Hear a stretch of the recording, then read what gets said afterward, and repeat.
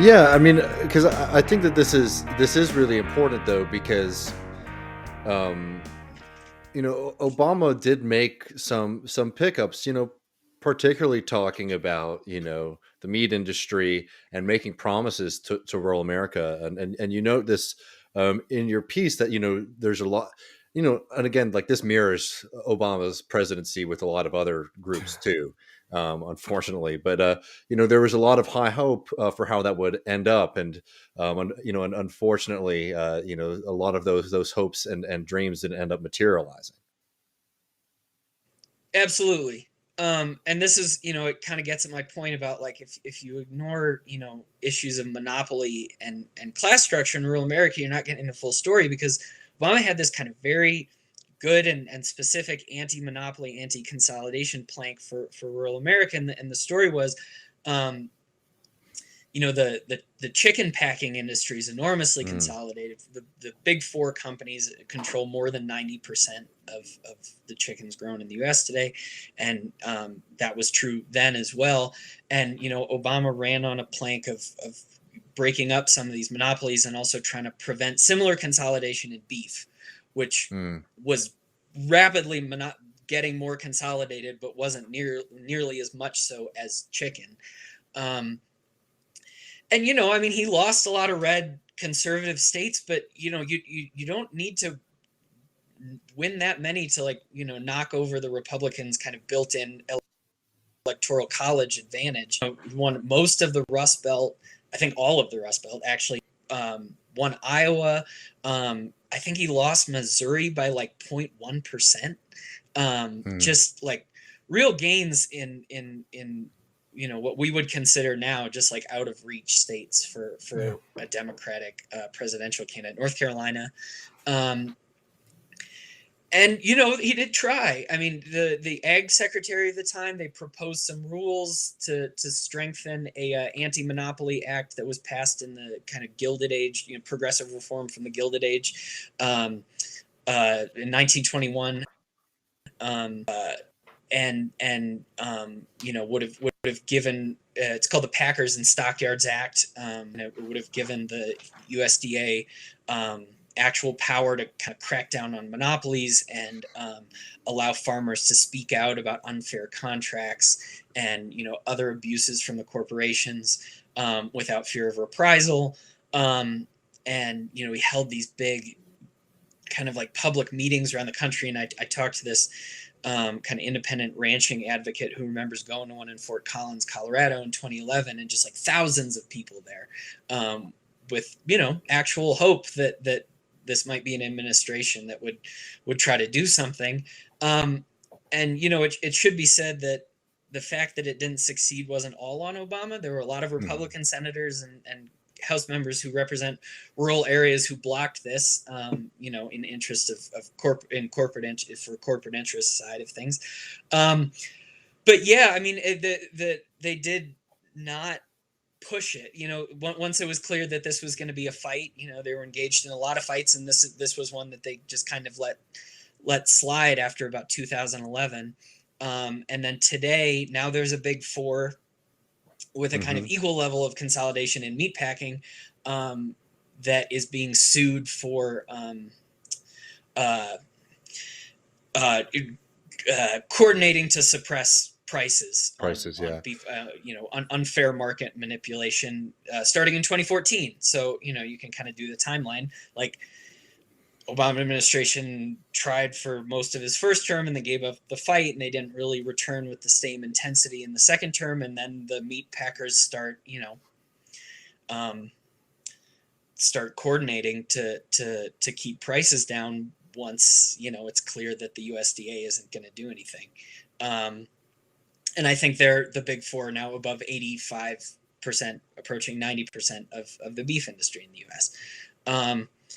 So again, I mean these sorts of economic trends have real tolls on you know people's lives and livelihoods and rural economies, and you know ignoring what monopoly does to rural economies is, when it's so obvious like that, really does seem a little bit like political malpractice. And not that there aren't Democrats talking about it, but But they should be you owning know, the issue. yeah, yeah, exactly. And 2008 wasn't that long ago, and that there's evidence that this really helped Obama to Hmm. campaign in these areas to really emphasize this stuff. So yeah, I mean that's an example from not that long ago where talking about these economic trends had some benefits. And I mean, I just want to add to this too. It's like this is, because people oftentimes will ask me, to talk about like what can the left do, like in the South, right? And I will talk your ear about all the issues that are affecting folks. But what I constantly try to remind people, particularly people who are in DSA and these kind of left organizations that are trying to build a new kind of politics, is that you also have to like show up. The last time I was in Colorado, I was in Southern Colorado. I picked up a little book, self-printed cowboy poetry thing, and there's this long poem about the politician, and it's basically says like he comes in, he says all the right things, he talks about monopolies and meat pricing and all this kind of stuff, and then we get elected, we never hear from him again, right? And that's obviously Yeah, anecdotal stuff, but like that is a real feeling that a lot of people, it's not just a rural thing, it's not just a Southern thing, that's a feeling that a lot of people have. But again, if you're analyzing these things, you have to understand like there's two sides. It's like having the correct policy when you're speaking to people to get their vote, and then also building up a level of trust and belief that you can get things done when you come into play. And that is, I think, one of the things that's so frustrating about the Obama example is that that it takes a lot of effort afterwards then to sort of rebuild people's trust, not just in your willingness but like your capacity to be able to do these things if yeah, they show up and vote for you. yeah. And you know, I think one of the things about the Democratic Party, as I see it, is that like they don't see politics as much more than electoral. Hmm. Um, and I think that's a pretty barren view of politics. And when it's organizing and it's union membership and it's in being involved in civic organizations in the place you live, and um, that all of that stuff is still out there in rural Americas that just look red on paper, but it's like forget about the political map for a second. There's interesting politics and opportunities for solidarity everywhere. You just have to maybe put some of your assumptions on hold. And I mean, this, to your point, like this is why I think I wanted to emphasize that that this gentry class is so important for understanding the politics of rural areas, because if it's so clear that there's a system in place that doesn't benefit you, why vote at all? Hmm. um, that doesn't make the electoral map any less challenging, but it also means that, like, contrary to some stereotypes, that rural areas aren't just full of like completely mega obsessed Hmm. Trumpies who are voting against their own economic self-interest for the Republican Party. A lot of the people whose class interests you might want to appeal to feel that neither party is representing them, and it's hard to blame them. Yeah, and I just want to just make one more historical point about this. I reread Robin D.G. Kelly's Hammer and Hoe about Hmm. Alabama communists, and I also reread this history, insurgent democracy of the farmers in North Dakota on the Nonpartisan League. And we need to remember that radical politics was violently suppressed in an extreme way earlier this century, like to the point where people being tarred and feathered and lynched, obviously, like like like we talk about Vincent Bevins, also to name drop one more book, the Jakarta Method, and talking about like how that like communism was suppressed worldwide with force. The same thing happens here, and so it takes a little bit for like what survived was a more sort of like independent third way type of progressivism, which delivered for folks. But like I just think that's a good thing to bear in mind is the violent suppression of the far left. Yeah, and I mean, talking about one of the examples we touched on earlier with the New Deal, where some like really inspiring, organizing led by socialists and communists in the South with um, you know black sharecroppers and poor white farmers, that gets pretty much stomped out of the progressive coalition in the New Deal because um, yeah, they're too radical, and those are the ones who lose their land, and then Tyson's chicken empire is what Hmm. replaces it. Yeah, and I think that there are I don't think for you were talking about DSA folks and some of the like the leftist energy, like you don't want to paint too rosy a picture. Like Hmm. there are a lot of conservative people in rural areas. That's just the reality. And so like, you can't just like expect to show up and like talk about like, just do the class thing and everyone will be like, oh, you're right. But I think that, the opportunity for like, opportunities for organizing and creating common ground around shared interests, like it is there. It's just probably not the easiest work. But Well, no, I mean, yeah, I so that's agree with that, and like, I do think that like organizing around that is important, but like that's the word too. Is like it's organizing, right? It's like you can't just start parachuting into communities with like the perfectly cultivated message. And you saw Pound some put. success with that with Bernie. Like this was sort of the Bernie thesis, right? And you saw especially in 2016 that like that he did have success because he was talking about real things. I mean, a lot of my friends who did door knocking in Iowa, they'd say like right to repair, huge. People understood that and they showed up for totally, that. That's the yeah. slam dunk issue. It's ridiculous, by the way, that we're even having that conversation. But some Yeah. other more recent examples that in your piece, and we've covered a lot on the show, is that this past year has been a really exciting and feeling like a moment that has felt like there's been a lot more like labor militancy and labor of willingness to go on strikes. We talk about Warrior Met, which is an incredible heroic story at this point. These are guys from Alabama who made the decision when the mine was struggling that they would accept lower pay for a short period of time to make sure that the thing doesn't fall apart.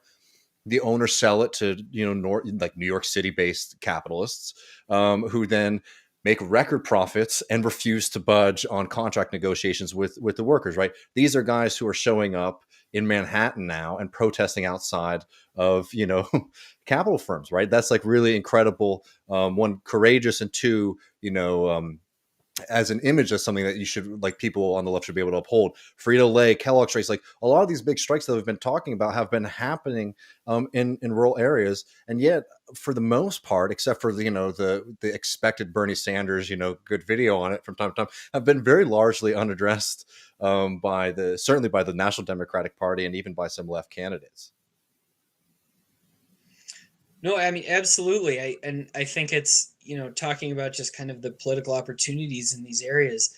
Like I mean this just emerged organically. Like the Hmm. John Deere strikes in Iowa and Illinois and Kansas, and kind of small towns or mid-sized cities surrounded by rural areas.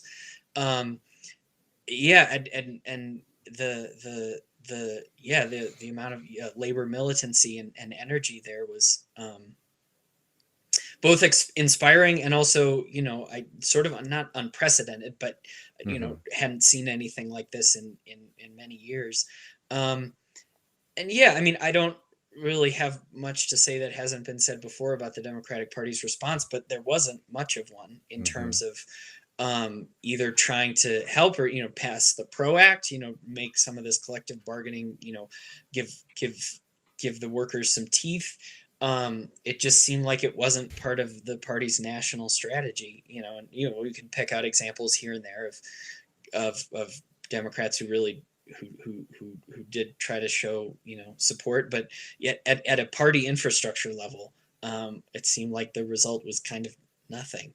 Um, and that just seems if on if on paper you want to be the party of unions and workers, it just seems like a lost opportunity. And whether it's kind of a proof of their true priorities or just like really bad tactics, I don't know which one it is, but it didn't look great either way.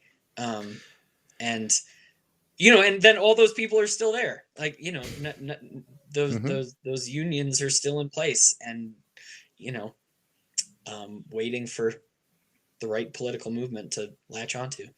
And I mean, like, our friends in at the Valley Labor Report in Alabama have been, I think, doing their part to tweet up a storm and to draw attention to, like we were talking earlier about like rural authenticity, and maybe here you could call it like Southern authenticity, right? This whole like we stand up for the little guy, and then it's like, where's Kay Ivey, right, the governor of Alabama, when their people, like their natural resources are being plundered and their people are being left behind? Where's the GOP there, right?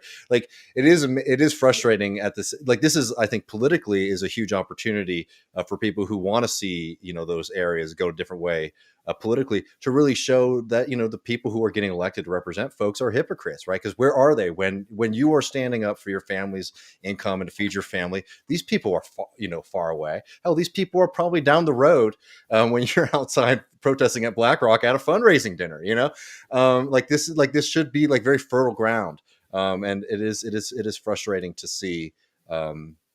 The lack of interest in the Democratic Party. And I'll tell you, people should really read, like Mike Davis did some really great post, like analysis after the 2020 election, and what we are seeing. It was so good. Yeah. Yeah, I mean, and by the way, I just have to say people should 100% read Nick's piece, not only for the great analysis of rural America, but it's also just a great reading list throughout. But what you are seeing from the Democratic Party, particularly under Biden, what Biden's 2020 election showed is that there is a willingness on the national party to sort of to walk away from most of those communities. They are turning to wealthy suburbs. Like the districts they're trying to flip are not rural working class districts. They're trying to flip and hold on to wealthy suburbs outside Dallas, outside of Atlanta, right? They're not that interested in this. Yeah. And I think that's, again, is a shame, one, because I think it's a bad strategy. And two, I think, it's really damaging to people, because what that ends up doing is leaving behind lots and lots of folks who we need to be standing in solidarity with and fighting against the same forces that you're experiencing if you live in a more urban area too. Yeah, absolutely. No, and it was one of those things that, that a lot of these, they have specific rural manifestations, but they're not rural only. One of the studies that I cite in the story is that I think it's from the Institute for Local Self-Reliance, that one of the great similarities between economically dispossessed rural areas and economically dispossessed areas of large cities is that they both have a lot of dollar stores. So, these like predatory corporations that, tend to pop up and kind of target and take money from poor people. They're seeing the same economic forces in, a poor part of a large city and, an unpopulated poor rural area, and, afflicting them with the same, awful excuse for a store. And that was one of the, I don't know. I just found that overlap very telling. And then to your point about just like the strategic thing, these elections in Virginia last fall, seems like the suburban gains that the Democrats made under Trump are kind of tenuous. And so, what's if it's bad politics and bad strategy, I don't really see what the point is. Well, I think it's the intentionality. Like I was listening to a basketball podcast, and they were quoting some executive, which saying some sort of CEO speak, which is like, you can tell a lot about an organization by the way that they're comfortable losing. And the Democrats, like they're comfortable losing with this way because, frankly, like leads to you're still delivering for the electorate you want to keep turning out. Whereas, like if you started wanting to appeal to these poor rural areas, the solutions aren't like this magic stuff, like be racist. It's like take care of their health care, right? Like it's things like that they don't want to do. They've decided that they're turning their back on that sort of stuff because frankly, they'd much rather appeal to somebody who's more interested in getting like a local tax deduction and that sort of shit. I just wanted to read on top of this because I think you made a strong point in your piece, and I wanted to read it here. Again, the piece is in Drift magazine, jokes on them. Some leftists treat rural Americans as possessed by an enchanting ideology, sure to fall into line once the spell is broken, talking about the kind of conservative culture war stuff. Untying this knot requires an understanding of what's happened to rural America and why the caricatures that both parties rely on float far from the truth. failing to acknowledge its political complexity and demographic diversity, right? And the point here is that like there's not just like one kind of silver bullet that can happen, for example, in just one election cycle. But two, that like people need to think about this question, this problem in a much, much different way than just thinking about like how we can create like the perfect kind of political Frankenstein candidate who is like the most authentic, the most real, owns the right kind of ranch, drives the right kind of pickup truck, a Toyota Tacoma, and whatever, and start recognizing that just like every other part of the country, there is political complexity. And the hope, if you're, have a share of my kind of politics, which is, like democratic socialist politics, that we have a lot of potential by organizing around class and economic issues to build trust and solidarity across the board so that we can tear down, these kind of, really, really weak connections that some of these communities have to like their elected officials, right? Because Boebert is no more authentic than the person who she ran against. George Bush, for God's sakes, is no more authentic than anyone else. He was way less authentic than Ann Richards, I must say.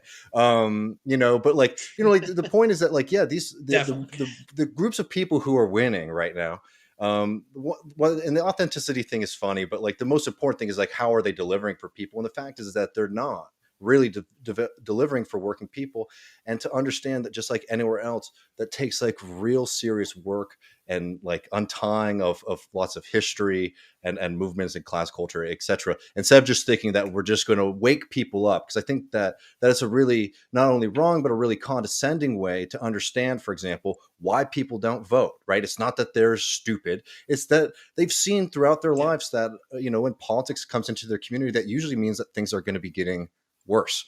And like we have to be building something that people make the choice, to want to support, instead of just thinking we're just going to like, take off the veil and then, things are going to change overnight. Yeah, definitely. And I think that kind of like finding the perfect candidate aspect, when I was talking about just the, diversity of many kinds, one like just the most recent census in 2020 found that 25% of rural residents are non-white. And it's that's an enormous proportion, and also growing fast. I think the last census was around like 15 or 14%, or maybe it was a little higher, but it was like an almost 10%. It was a jump of 10% since 2010. And like, if that's not part of your political calculation for winning in rural areas, then yeah, again, you're just not, you're resting on caricatures rather than the reality on the ground. Yeah. Well, Nick, Bowlin, this was a hell of a lot of fun. I hope it was illuminating to all the listeners out there. People can find Nick's work in High Country. You can also find it in The Nation. Read this piece in Drift Magazine. And we'll put links and stuff below in the show notes for people to find you on Twitter. We would love to do it again sometime soon. Let's do it. It was a lot of fun.